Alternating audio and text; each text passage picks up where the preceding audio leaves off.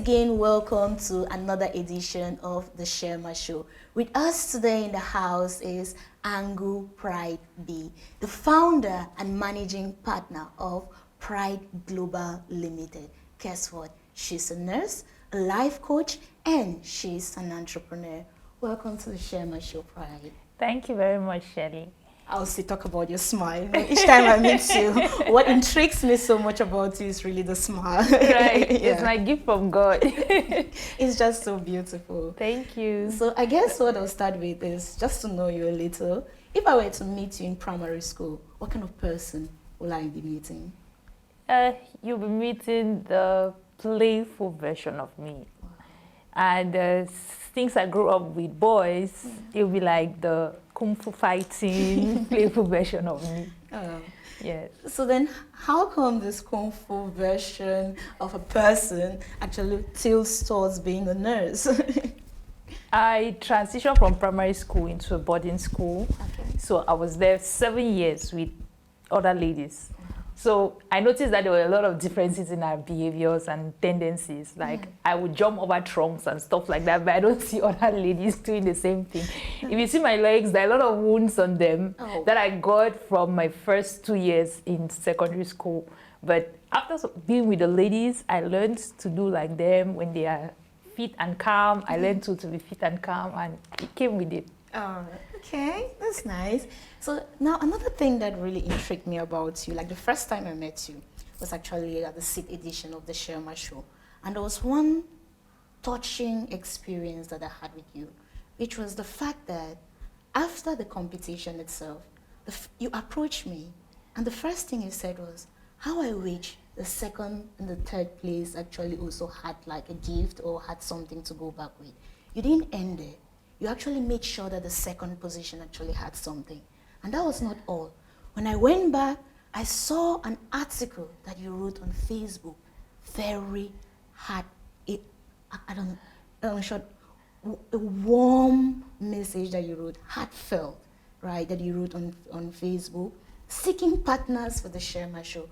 And that could not, it actually got me thinking, if the world was actually made up of people like you, of ladies like you, what a great world that would be, to right? be honest. So I guess my question is, do you think that ladies are now realizing the power of supporting each other in our world today? I think so, Shirley. I really believe so. Because recently we've had a lot of female-led organizations and corporations. You will find a lot of female-led movements, and when you want to look detailed, you see other ladies involved. And even personally, I've had programs like I do teaching online, I do trainings online. When I reach out to other ladies, other coaches that are ladies too, they are so warm and welcoming. They want to share your flyers, they want to share your message. And it's not like, no, if I put your message on my platform, it would take away my power. No, they are willing to share. I really have not felt that resistance. Yes. Many of them too, when they have programs, they reach out. Sometimes they say, okay, I want you to be involved in this. And if I'm available at that period, I get involved. So I think that we are becoming more progressive and accepting each other. Oh. So, but now I keep wondering, right, where does that come from? That ability to even think that you could do that? Maybe on that day, yeah, that's like, okay, yeah, I'm in the mood. Okay, I've seen this happening. But to go back home and write an article about it, it means it's something that was well thought of. So where do you get that from? All right. Being in the entrepreneurship journey is not easy. You get a lot of struggles, especially with financial support, with coaching.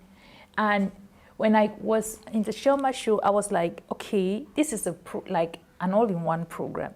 It not only brings these youths to their awareness, it actually coaches them, trains them, and then gives them money. Like, why are more people not supporting this idea? That was just all that was in my mind. And I was like, we need to get more people supporting this. If we can have so many people, maybe when starting up, can have money to start up, but they don't have the right knowledge, they don't have the right mentorship, and they squander that money, and that business is done. They can have a very brilliant startup idea, but it's done. But if you have a program that trains them, gives them that coaching, and then gives them the startup capital. Like, why would they not succeed? So it was from that platform that I actually wrote that article. Oh, God. Yes. Thank you. Honestly, thank you. Right. So I think that actually goes a lot to tell me about your personality. Given the fact that I read about you, you know I did, right?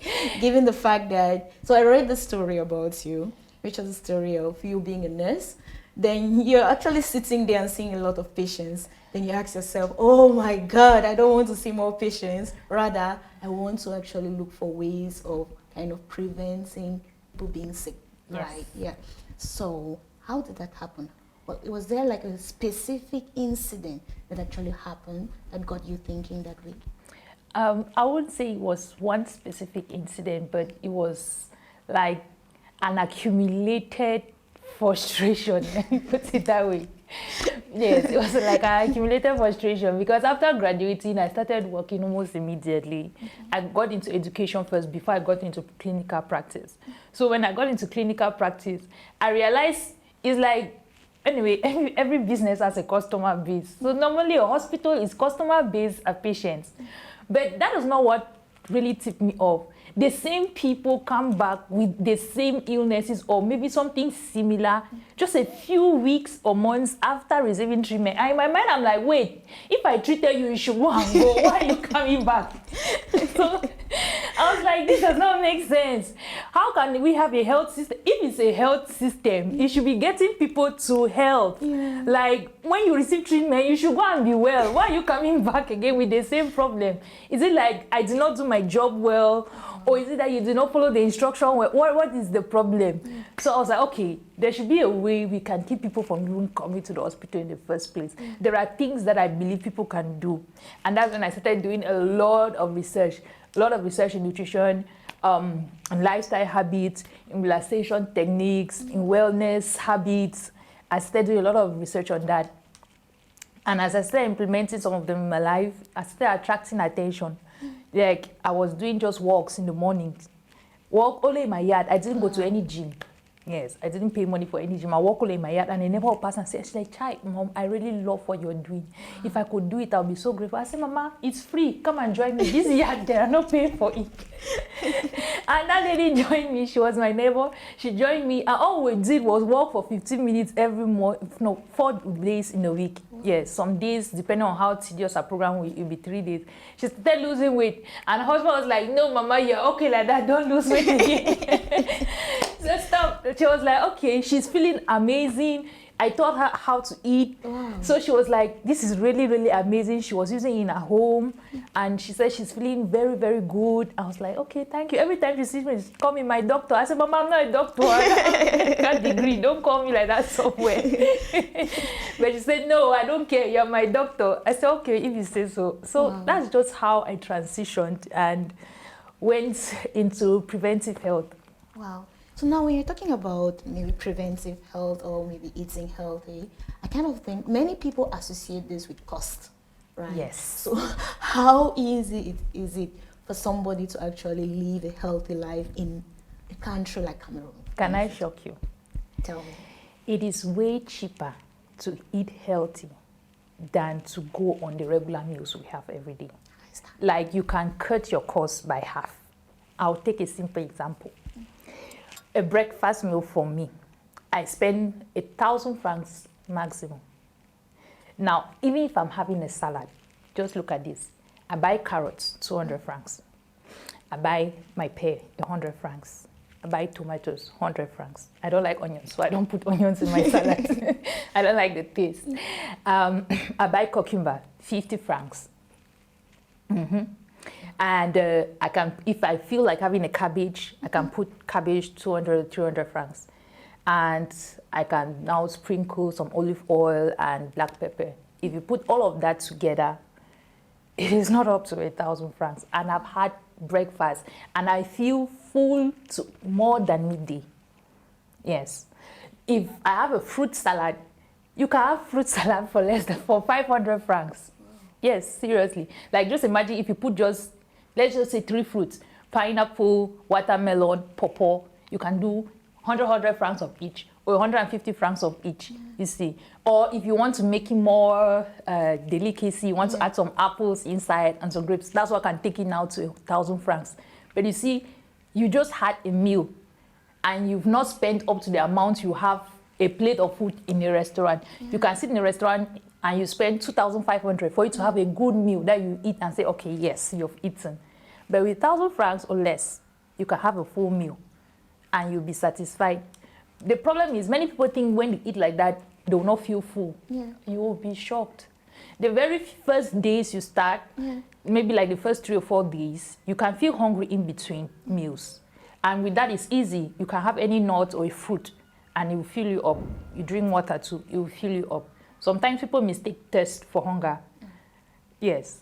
If you do feel hungry, the very first thing is you drink water. If you still feel hungry after 30 minutes of drinking that water, then it was truly hunger, you eat. Yes. Wow, that's seriously. nice. If it was thirst, that hunger feeling you were feeling would just disappear. So then, what do you think is lacking? Why is it that we are not eating healthy? If it is this, if it actually, if it is what it seems like, is this maybe cheap or something like that? Is it lack of awareness? Is it what's happening? I wouldn't say it's really awareness or an awareness problem, because there are a lot of coaches out there. There are a lot of messages. Sometimes when you're on Facebook, the ads pop up and all of that. And I think it's the system we are in. Yes. Sometimes you really, really want to live healthy, but you cannot help it. First off, in just Douala, where we are, there's a whole life in the night. We call it nightlife. Yeah. We go out, we hang out with our friends, we drink, we eat pork, we eat soya, we eat, in fact, all the things that come with the nightlife. You see. And then the worst is when you leave from having all of those activities, maybe you're getting back home at 1 a.m., 2 or 3 in the morning. You wouldn't think that, okay, you just ate or you just had like a whole, some people don't consider that drink food, but it has a lot of calories, you'll not even believe. And you just go straight to your bed and you start sleeping. What happens? As you're sleeping, your system sleeps too. Your body will not be saying, okay, no, let's digest first. So that we'll finish digesting. What happens to all of that intake you just had? It just converts and stores in your midsection. That's why you notice people who observe the nightlife a lot, either they have pot bellies or they have a lot of fat at their midsection, their hips. Yes, that is how it comes about. So you just go out, you eat, you come back and you sleep. Another thing too is the way our products have been made now, they are very addictive. They are super addictive, you will not believe it. You may not even know that you're addicted. I didn't know I was addicted, seriously. Why? Because the ingredients they used in preparation are meant to make you spend money. That's the idea. Else, how the businesses make money? The corporations make money by making you spend money. And how they make you spend money is by making the additives, using those additives that makes you want to come back. You keep coming back, and you discover that at the end of the day, you spend so much on it. Sometimes you don't even realize it, that you've spent that much, because you are just wanting to satisfy that appetite, that craving at that particular moment. And after you satisfied it, you may stay for a few hours, maybe a day, you say, okay, no, I'll discipline myself. 2 days, I'm not having anything. Or the whole of this week, I'm not having anything. And you discover that you've gone back. I'm saying these things because I live. I've actually experienced it. I was living just opposite the boulangerie. Thank God I transferred from there. And every time they are producing bread, when I'm passing and I get the smell of fresh bread, I don't know Shirley, but I'm in the boulangerie already. And I'm in the line. I'll buy like 2 of those. And then, you know what I'll do to compensate? I'll tell myself, okay, when I get out, I'll get some pears so that I'll eat some pear. It makes it healthy. At least you just add some fruits. I'll go try to pair it up with some fruit, but that's not doing yourself any good. Like, that's what some people do actually. Wow. You take an unhealthy meal and then you try to find something that you think is healthy and you compensate with it. And it's okay, you're compensating. Or maybe you try and you eat clean for a week. And then at that weekend, you notice that, okay, you've lost some kilos, you're getting into shape. You're like, oh, let me celebrate with a meal. And you load, in fact, You may get back, sit down again, and you load what you could have eaten for the whole of that week that you're celebrating. So those are the kind of things you see. Those are the factors that actually contribute to it. Sometimes it's really not in our control. So now when you're talking, right, ahead of the addictive substances in food, so what are some of them so that maybe I can start watching out for it? Okay, let's talk at least one, which is like the top of all of them, sugar. Sugar. Yes. Oh, come on. I know. Right, why now? Why? What are you saying? No, seriously. I know you many people will not look at that, but it is true. Sugar is addictive. And most especially the processed sugar. Yes, the processed sugar. It is true that it is in the simplest form, it is easily converted to energy, but in as much as that is true, it is also like something that your taste buds will always want to have. And anything that your taste buds always want to have, you always push you to go for it. And you end up, you will not maybe know how to put the stop button. Many people don't know how to eat. Sorry to say that. Yeah. Many people don't know how to eat. When you're having a bowl of something that you really enjoy, you just find yourself going and going and going. You're taking many more mouthfuls. Sometimes you chew, you don't even take time to chew the food, and you just swallow. So it gets into your system, it's not well chewed. Your system may not know exactly how to handle it. It will struggle to digest it. That's why you find that after you eat, sometimes you start having stomach aches, or your stomach is bloated, or you find you're constipated. But that is just it. The truth is, the way God designed our bodies, sugar was meant for emergency purposes. It was not meant as a primary source of energy. What was meant as a primary source of energy is fats. Really? I know I'm saying that slowly because a lot of people will be like, yay, fats. But there is what we call good fat and there's what we call bad fats. You just need to know the difference. Which one gives good fat to the body and which one gives the bad fats. Like, what's the difference? Let me take a simple example of a very healthy fat, avocados or pears. That's a very good source of healthy fats. Like the omegas that are inside, they help to build your body cells and they keep you full for a longer period of time. Now, let me give a simple example. If you've grown with your grandmother in the village or if you ever visited her, you notice the way they used to make the fire. When they have this very huge log, they call it in my dialect shi. Yeah. Yes. So when they make the fire and they cook the food, at the end of the day, they'll keep that big log with the fire. They don't quench it. They just take the ash and cover it with it so that it keeps that warmness. And the next day, they just cut little sticks. They put in the middle. They open that ash. They blow some of that hot charcoal and the fire starts again. Now, this is the best way I can analyze it. Good healthy fat is like that big log. It always keeps the energy. And sugar is like those little twigs that you use to start the fire. When you take anything that is sugary, immediately you feel energy. You feel that burst of energy. That's why you see the sugar rush in children. You feel that burst of energy. You can do anything, but in a very short time, you're out of energy. And what happens? You need more again. So that you should keep going. You need more again, so you should keep going. So it was meant, let's say, if you had an emergency situation, let's say a lion steps into this room right now. What will save you is your sugar stores. Because it is easily changed into energy so that you can escape from that emergency situation. But fat is not easily changed into energy. It takes time to process. It goes into your system in little bits. That's why it keeps you fuller for long. So you find that you end up eating less compared to if you were having a sugary meal. After the break, more with Angu Pride B.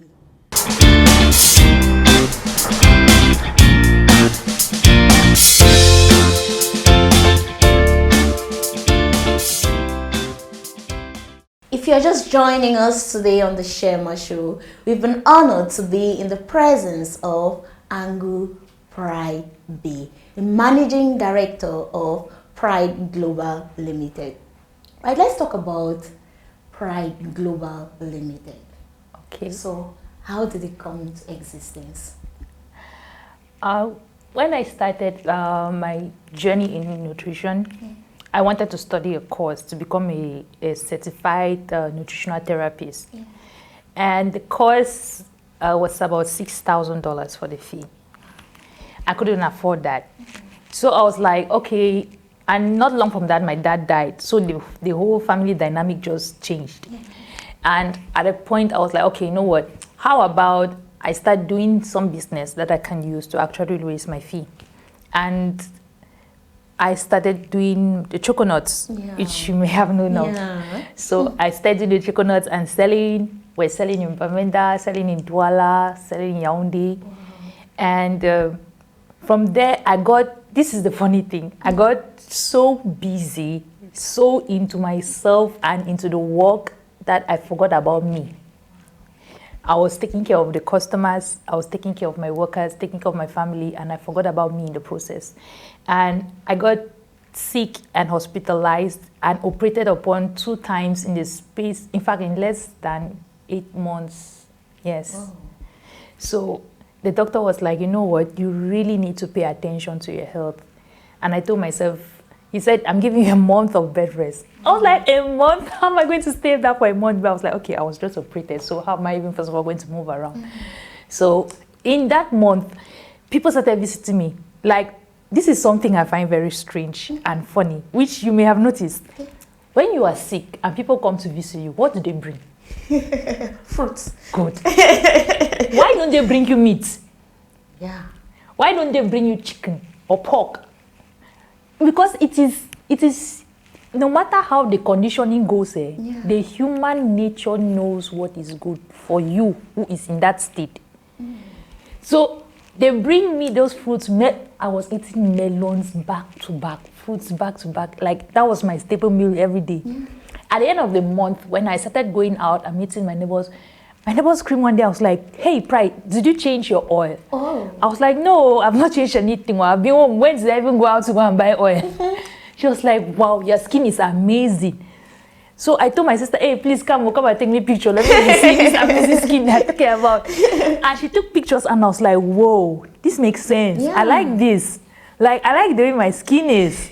So I decided to start doing fruit juices at home. I was doing it for myself and then for my mom. Then soon my mom was like, okay, I have a meeting this Sunday. Could you do me some juice so that I can share it to my friend? I'm like, okay, sure. I did. The friends came and they said, hey, this is very good. Could you bring this to my office? Wow. They're like, okay, I have a jangi that is coming up. Yeah. Can you do? That's I started having commands. Soon I had contracts and it just became a business. Wow. At that time, I didn't have the name Pride at that time. Yeah. Yes. So, in fact, I was still trying to find a company name. Yeah. All I was doing was helping people, giving out, serving people. And when I moved from Bamenda to Douala, that's when the name came up. I actually was in contact with Mr. Roland from I'm sure you know him, of Greenhouses. Yeah. And so he helped me to coin the name. He was like, just pick your name. You have a name already now. Why not just use your own name? I'm like, I feel weird losing my name. He's like, change the I in your name to Y. It becomes Pride. I was like, okay, fine. That's the name, Pride. And that's how we just amazing. Stopped. But there's one interesting fact about your business. When I go online, it's actually, if I don't know that maybe you have things like choconuts or you have things like the juice, I might actually think that you're into services. So why is that? Because I believe the first thing is serving people. Because for people to actually eat healthy, it has to become a lifestyle change. If it's not a lifestyle change, it will not be effective. It will not be permanent. And you have these results today, back to normal tomorrow. Results today, back to normal tomorrow, this kind of yo-yo effects. So I preach more about people doing that switch in their lifestyle than I actually focus on selling the products, because I believe that's where the magic is. So what are some of the practices that you feel that people should actually desist from when it comes to actually eating healthy? Okay. All right. Having nightlife. Oh. Let's start there. Nightlife may not be something easy to work on for most people, because with the friends you may have and the cycles you are in, you may not be able to avoid that. But at least after your nightlife, what do? Don't just go to bed. Do something to counteract. You can have a lemon tea or just lemon water, and you make sure you go for a walk. Walk around your compound where you stay. Just walk around there for like 15 minutes, 20 minutes to get your system moving, and stay up for 2 hours before you sleep. If you know you can do that, then you can keep up with your nightlife. At least you know you have something to counteract. Wow. Another thing that is very important is not just what you eat, but what you don't eat. Okay. Yes, that is even more important than what you eat. Tell me, please. Yes. And when you take off the things that are not good for your system off, try to replace them with what is good. Yes, so that you don't fall back. The very first thing is sugary drinks. I don't care what you call it.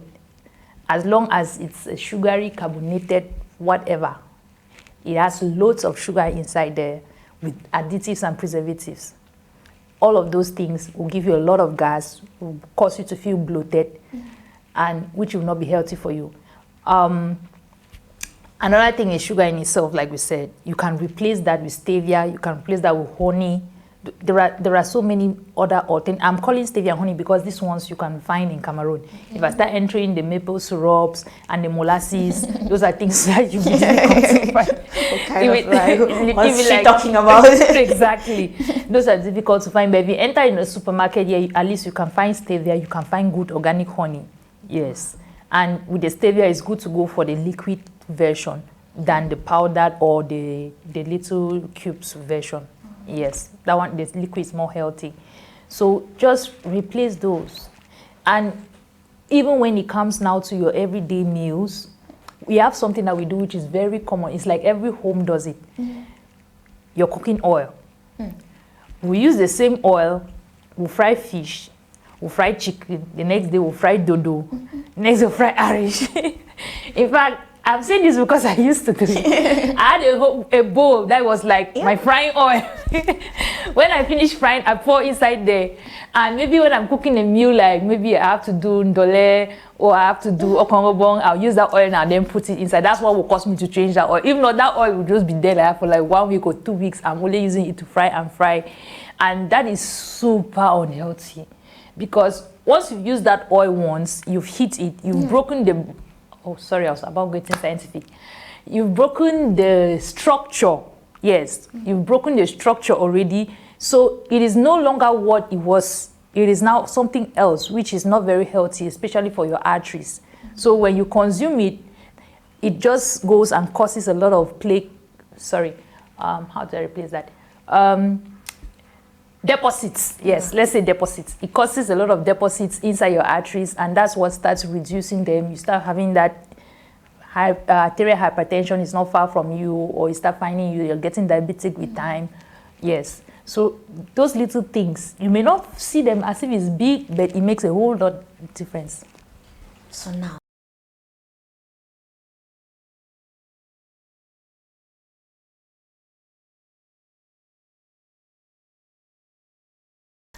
more with Angu Pride B after the break.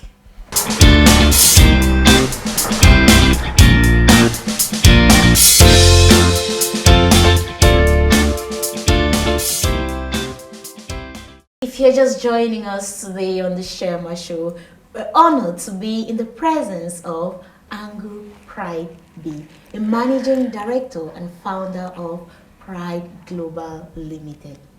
Right. You don't only have like these businesses, you still have time to actually have mentees. Like, I really don't understand. Okay, so today, I think just from talking to you, because I actually believe that I'm your mentee. Yeah, I do believe so. So talk to me. Like, talk to me. If you had just 2 minutes to maybe talk to somebody like me, like a mentee like me, what would be your first words to me? I will like, be true to yourself and accept who you are, no matter what else anyone says. And once you accept who you are and you are at peace within your own body, nature starts conspiring to make you succeed. It's like the universe is eager, is waiting for you to just be you, for it to bring what you need. The things you need just somehow start finding themselves to you.